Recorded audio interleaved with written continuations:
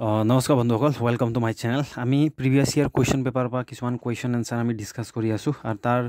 লগতে আমি বেসিকো ডিসকাস কৰি আছো আমাৰ চেনেলত আপোনালোকে ম্যাথছৰ যিমানখিনি যদি সাপোজ আপোনাৰ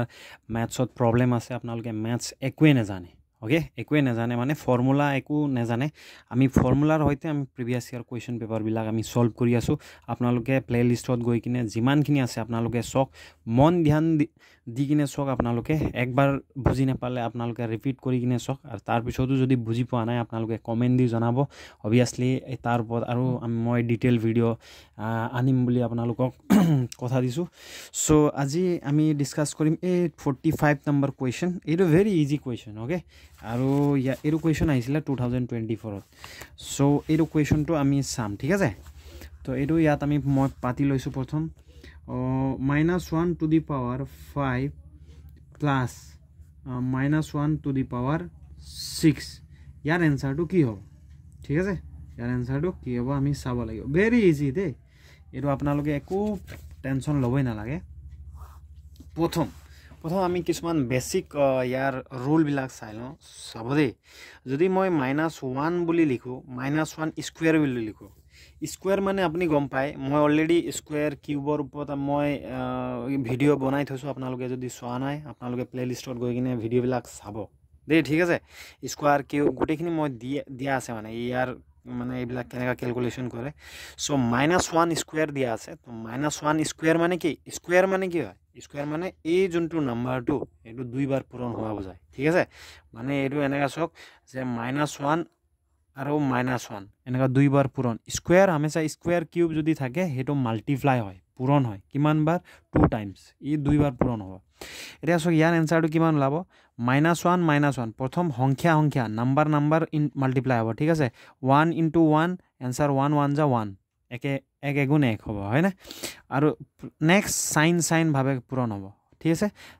সাইন ভাগে পূৰণ হয় মানে এটো মাইনাস কি হয় মাইনাসে প্লাস হয় তো মাইনাসে প্লাস হয় প্লাসটো নবয় ঠিক আছে এনেকা যদি মই -1 কিউব দিও তেতিয়া কি হয় চাব দেই এইবিলাক আমি ফৰ্মুলা খিনি বুজি যাব লাগিব চক ম্যাথছত মেইন বস্তুটো হৈছে কি হয় গম পাইছেনে ইয়াৰ বেসিক খিনি আপুনি বেসিক ৰুল বিলাক গম যদি বুজি নাপায় তেনেহলে আপুনি ডাঙৰ কুৱেশ্যন আনসাৰ খিনি আপুনি কৰিব নোৱাৰিব ইয়াৰ বেসিক খিনি আপোনাক লাগিবই -1 কিউব মানে কি হয় ই কিমান বাৰ পূৰণ হ'ব এতিয়া মাল্টিপ্লাই হ'ব 3 টাইমস 3 বাৰ মাল্টিপ্লাই হ'ব ঠিক আছে -1 into -1 into -1 তিনিবাৰ পূৰণ হ'ল এতে ই কেনেকে তিনিবাৰ পূৰণ হ'ব প্ৰথম চক তিনিবাৰ ইজিলি পূৰণ হয় কি হয় চাব দেই 1 into প্ৰথম সংখ্যা পূৰণ কৰকচোন সংখ্যা পূৰণ কৰক ঠিক আছে সংখ্যা পূৰণ 1 into 1 কিমান হ'ব 1 1 এগুণ 1 আকৌ 1 হ'ব একে আকৌ 1 ৰ লগত পূৰণ কৰিলে কি হ'ব একে হ'ব মানে 1 আপুনি যিমান বাৰেই পূৰণ নকৰক কি হ'ব একে হ'ব এনসাৰ হয় না 1 এগুণ 1 1 এগুণ 1 হ'ব এনসাৰটো একে হ'ব এতিয়া মাইনাসও ইয়াত তিনিবাৰ পূৰণ হ'ব ঠিক আছে ইয়াত মাইনাস কিমান বাৰ আছে মাইনাসও তিনিবাৰ পূৰণ হ'ব তিনটা মাইনাস আছে না এটো মাইনাসও তিনবাৰ পূৰণ হ'ব মাল্টিপ্লাই হ'ব তো 3 টাইম যদি মাইনাসটো পূৰণ কি হ'ব এটো মাইনাস পূৰণ কৰকচোন কি হ'ব মাইনাস পূৰণ কৰিলে প্লাস হ'ব আকৌ প্লাসে মাইনাসৰ লগত পূৰণ কৰিলে মাইনাস হ'ব কেনেকৈ মই আপোনালোকক দেখাইছো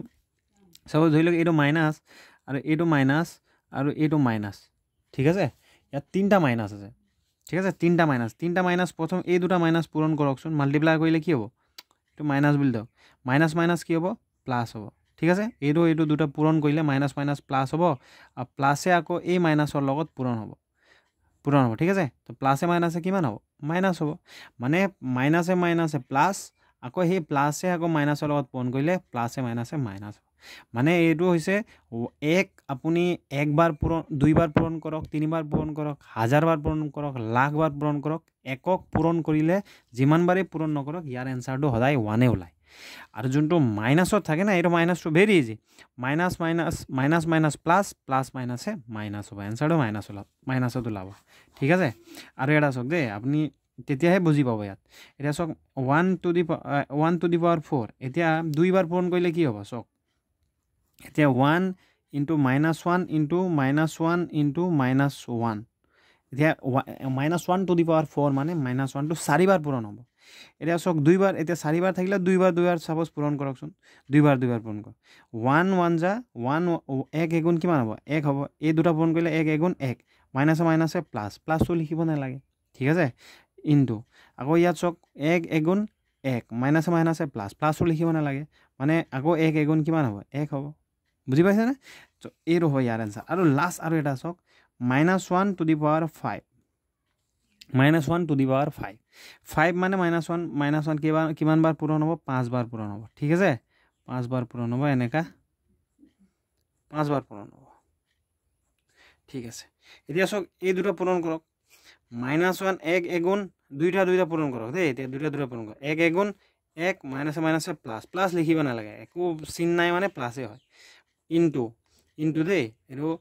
1 এগুণ 1 1 1 যা 1 আৰু এইটো কি হয় মাইনাছে প্লাছ লিখিব নালাগে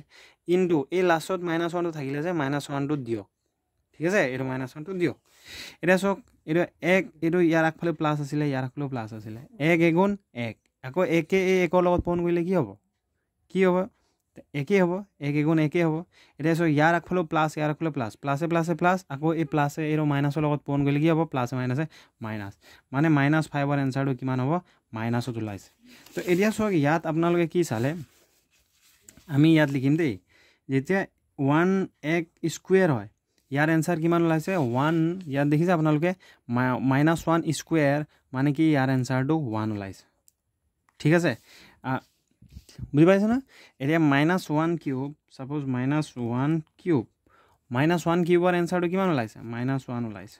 ঠিক আছে -1 to the power 4 1 to the power 4 answer কিমান ওলাইছে 1 ওলাইছে এইটো বুজি লওক দেই মেইন কনসেপ্টটো এইটো আকৌ আৰু -5 1 to the power -5 1 to the power -5 মানে ইয়াৰ এনসাৰ কিমান ওলাইছে মাইনাছত ওলাইছে মানে আপোনালোকে ধৰি লওক যে এতিয়া চক এতিয়া এই দুটা ভ্যালুটো সেম ওলাইছে দেখিছে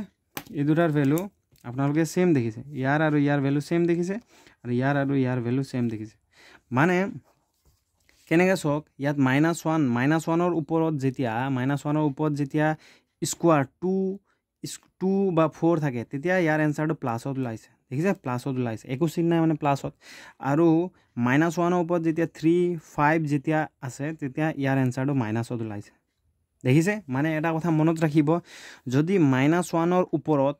-1ৰ ওপৰত ঠিক আছে -1ৰ ওপৰত 2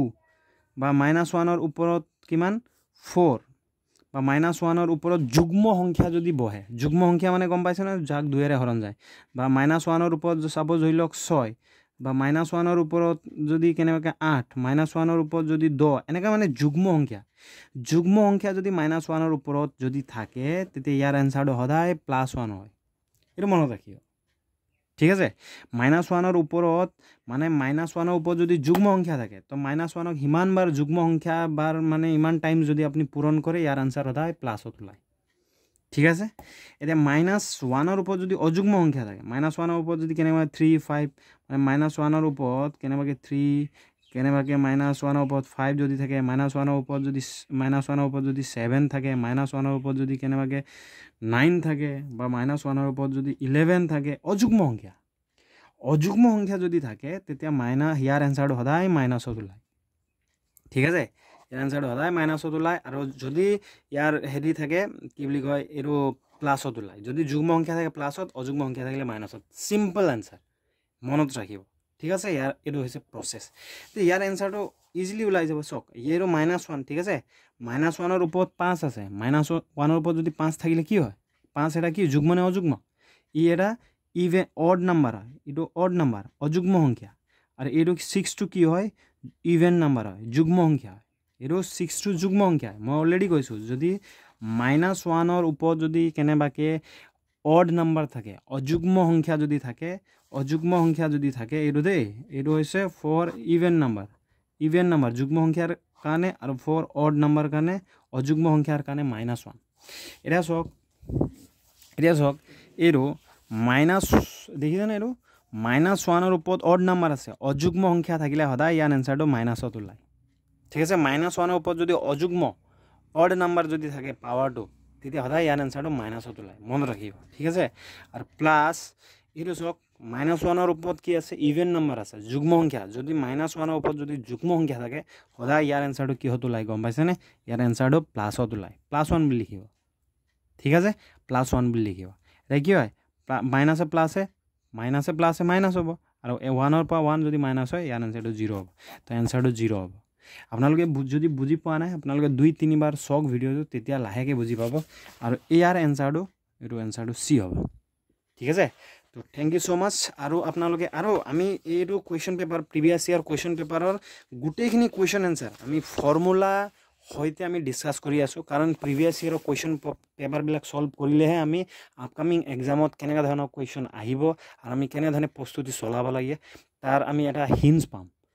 okay so if you have any kind of doubt on maths so kindly visit